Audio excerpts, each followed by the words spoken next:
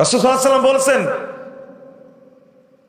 ইন্না মিনাস সাআদা লিবনে আদম আল মারআতুস সালিহ, একজন পুরুষের সৌভাগ্যের প্রতীক, বরকতের প্রতীক হলো একজন দিনদার মহিলা।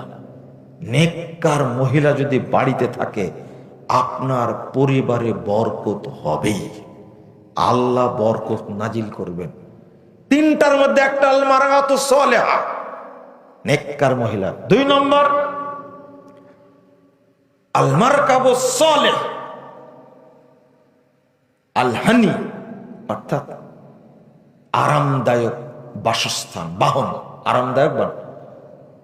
আল মাসকানুল ওয়াসি, প্রশস্ত বাড়ি। এই তিনটা।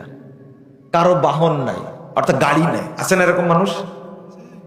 আবার বাড়িও নাই, এরকম আছে না? কিন্তু বউ ঠিকই আছে, আছে না?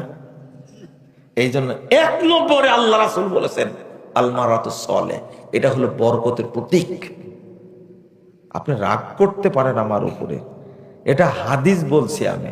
এখন মা বোনরা যদি আমার উপর রাগ করে, আমার কিছু করার আছে? না, কিছু করার নাই, আমার কিছু করার নাই। আমি হাদিসগুলো বলছি, আপনি শুধু শুনে থাকেন, শুধু শুনে রাখেন।